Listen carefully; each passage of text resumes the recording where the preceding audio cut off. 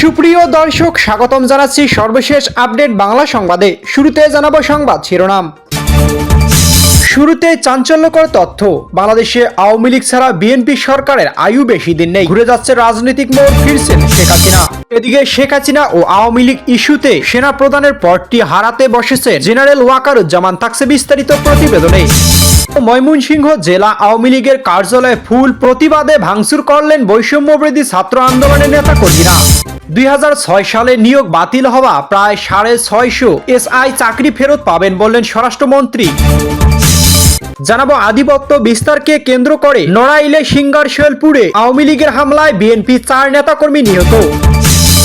এবং সর্বশেষ জানিয়ে দেব বিএনপি প্রার্থী এমদাদুল হক ভরসাকে গ্রেপ্তারের দাবি সংসদ সদস্য আক্তার হোসেনের। সুপ্রিয় দর্শক মন্ডলী, এতক্ষণ শুনছিলেন সংবাদ শিরোনাম। এবার জানাবো বিস্তারিত সংবাদ। তার আগে অনুরোধ থাকবে ভিডিওটি ভালো লাগলে এবং সর্বশেষ আপডেট সংবাদ পেতে চ্যানেলটি সাবস্ক্রাইব করুন। ধন্যবাদ।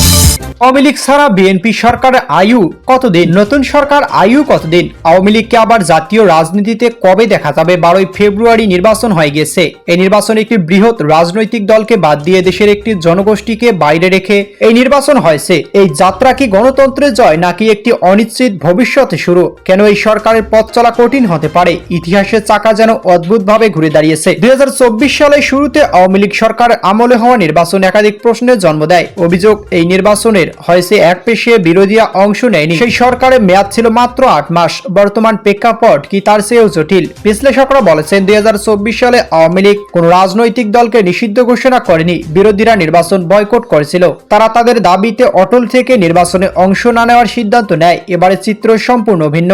আওয়ামী লীগকে নিষিদ্ধ ঘোষণা করা হয়েছে। তারা লাগাতার বলে গিয়েছে নির্বাচনে আওয়ামী লীগ অংশ নিতে তাদের উপর থেকে নিষেধাজ্ঞা প্রত্যাহার করা হোক। বলা হচ্ছে জামাতের ষড়যন্ত্রে আওয়ামী লীগকে নিষিদ্ধ ঘোষণার সিদ্ধান্ত নেওয়া হয়। এর অর্থ দেশের একটি বিশাল জনগোষ্ঠীর ম্যান্ডেট বা জনমতকে উপেক্ষা করে বিএনপি সরকার গঠন করা হয়েছে। একটি দেশের অর্ধেক মানুষকে উপেক্ষা করে সরকার গঠন করা হয়। সেই তখন সরকারের স্থায়িত্ব প্রশ্নের মুখে পড়ে যায়। সেই সরকারের নৈতিক ভিত্তি কতটা প্রশ্ন আসলেই সেখানে। ক্ষমতা ছাড়ার সময় আওয়ামী লীগ যে অজনপ্রিয়তা তুঙ্গে ছিল, গত 1.5 বছর তাদের এই সে জনপ্রিয়তা আকাশ মানুষের মুখে মুখে। আজ একটাই কথা, আগের সরকারই ভালো ছিল।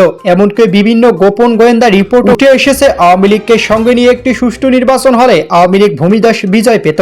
এই আশঙ্কা থেকেই নির্বাচন আওয়ামী লীগকে অংশ নিতে দেওয়া হয়নি। জনমনে এই সন্দেহ এখন বিশ্ব বাষ্পের মতো ছড়িয়ে পড়ছে।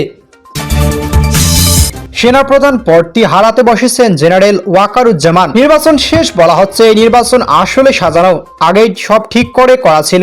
দরকার ছিল একটা সিলমোহরে। 2024 সালে জুলাই আগস্ট বাংলাদেশের রাজপথে সন্ত্রাসের ঘটনা থামাতে সেনাবাহিনী রাজি না হওয়ায় আওয়ামী লীগ সরকারের পতন ঘটে। সেদিন থেকে বলা হচ্ছে বাংলাদেশের সামরিক অভ্যুত্থান হয়েছে ডক্টর মোহাম্মদ ইউনূসকে সামনে রেখে। ক্ষমতা দখলের আগে সেনাপ্রধান ওয়াকার বলেছিলেন তিনি জানমালের দায়িত্ব নেবেন। জনগণ যে তার উপর ভরসা রাখে। দীর্ঘ 18 মাস জুড়ে দেশ চলেছে এক মব রাজত্বের মাধ্যমে দিয়ে। সেনাপ্রধান ওয়াকারুজ্জামান বারবার নির্বাচনের দাবিতে সরব হয়েছিলেন, বলেছিলেন এনাফ ইজ এনাফ, কিন্তু কিছুই হয়নি। বিদেশি মদতে ইউনূস সরকার বাংলাদেশে একটি ভয়াবহ অবস্থা রেখে শেষ পর্যন্ত একটি বিদেশি চাপের কাছে নথি স্বীকার করে তিনি একটি নির্বাচনের ঘোষণা করেছিলেন। তারেক রহমানের বিরুদ্ধে থাকা যাবতীয় মামলাকে তাকে বেকসুর খালাস করে দেশে ফিরিয়ে আনার ব্যবস্থাও করেছিলেন সেনাপ্রধান ওয়াকার। কিন্তু এত কিছুর করে সেনাপ্রধান ওয়াকার তার শেষ মেয়াদ শেষ করতে পারবেন কি, সেটাই এখন বলা বাহুল্য। ময়মনসিংহ জেলা আওয়ামী লীগের কার্যালয়ে ফুল প্রতিবাদে ভাঙচুর করলেন বৈষম্যবিরোধী ছাত্র আন্দোলনের নেতাকর্মীরা। ময়মনসিংহ জেলা আওয়ামী লীগের কার্যালয়ে ভাঙচুর ও টায়ার আগুন দিয়ে বিক্ষোভ করেছে বৈষম্যবিরোধী ছাত্র আন্দোলনের নেতাকর্মীরা। এদিকে আজ নগরের শিববাড়ি এলাকায় অবস্থিত পরিত্যক্ত এই কার্যালয়টিতে ভাঙচুর চালানো হয়। এতে নেতৃত্ব দেন বৈষম্যবিরোধী ছাত্র আন্দোলনের কেন্দ্রীয় সমন্বয়ক আল্লুর মোহাম্মদ আয়াস। প্রত্যক্ষদর্শী সূত্রে জানা গেছে সকালে বৈষম্যবিরোধী ছাত্র আন্দোলনের 10 থেকে 12 জন নেতা এবং কয়েকজন শ্রমিক বড় হাতুড়ি, রড সহ অন্যান্য সরঞ্জাম নিয়ে কার্যালয়টিতে উপস্থিত হন। তারা দীর্ঘ সময় ধরে কার্যালয়ের সামনে দেয়াল, প্রধান ফটক এবং দরজা জানালা ভেঙে ফেলেন। এক পর্যায়ে কার্যালয়ের সামনে টায়ার আগুন ধরিয়ে দেওয়া হয়। এর আগে গত 2 দিন আগে আন্নুর মোহাম্মদ আয়াস আওয়ামী লীগের কার্যালয়গুলোকে শৌচাগার করার ঘোষণা দিয়েছিলেন। ভাঙচুর চলাকালীন আন্নুর মোহাম্মদ আয়াস গণমাধ্যমকে বলেন, গত 21 ফেব্রুয়ারি আন্তর্জাতিক মাতৃভাষা দিবস আওয়ামী লীগের নেতা কর্মীরা এই কার্যালয়ে এসে ফুল দিয়ে এবং পতাকা উত্তোলন করেছে। এই ঘটনায় 2 দিন পার হলেও প্রশাসন কোনো ব্যবস্থা নেয়নি। ফেসিবাদের দোসররা আবার মাথাচাড়া দিয়ে ওঠার চেষ্টা করছে। তারা ফিরে এসে প্রথমেই বিপ্লবীদের উপর আঘাত করবে। তাদের এখনই নির্মূল করা না হলে তারা ভয়ানক রূপ ধারণ করবে। সেই বিক্ষোভ থেকেই আমি এই প্রতিবাদ হিসেবে এই কার্যালয় ভেঙে দিয়েছি।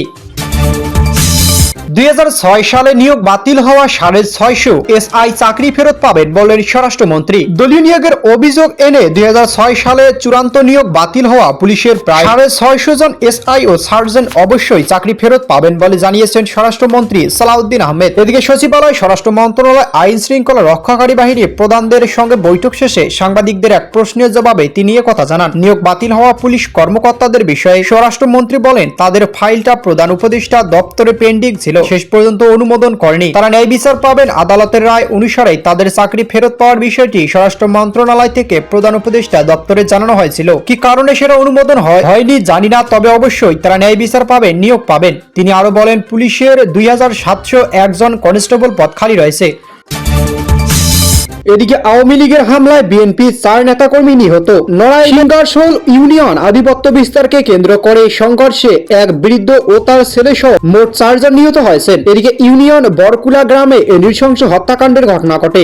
নিহতরা হলেন উপজেলা বরকুলা গ্রামে খলিল গ্রুপ রহমান খলিল ও তার ছেলে তাহাজুদ হোসেন, একই গ্রুপের ফেরদৌস হোসেন এবং সাবেক চেয়ারম্যান খায়ের গ্রুপের ওসিবুর মিয়া। স্থানীয় সূত্র ও প্রত্যক্ষদর্শীদের সূত্রপাত, সিংগাসলপুর ইউনিয়ন দীর্ঘদিন ধরে আধিপত্য বিস্তারকে কেন্দ্র করে সাবেক চেয়ারম্যান এবং আওয়ামী লীগ নেতা খায়রুজ্জামান খায়ের মোল্লা এবং বিএনপি সমর্থিত স্থানীয় নেতা খলিল মোল্লা, যিনি সৈয়দ নিউটন গ্রুপ প্রধান সহযোগী, মধ্যে বিরোধ চলে আসছিল। 5 আগস্ট সরকার পরিবর্তনের আগে এলাকায় সাবেক চেয়ারম্যান খায়ের মোল্লা একাছত্র আধিপত্য গ্রুপ নিয়ন্ত্রণে চলে যায়। সম্প্রতি খায়ের মোল্লার অনুসারীরা পুনরায় এলাকায় ফিরতে শুরু করলে দুই পক্ষের মধ্যে টানটান উত্তেজনা সৃষ্টি হয়। এতে দেশীয় অস্ত্রে আঘাতে ঘটনাস্থলেই খলিল গ্রুপের রহমান খলিল ও তার ছেলে তাহাজুদ হোসেন, একই পক্ষের ফেরদৌস হোসেন নিহত হয়েছেন।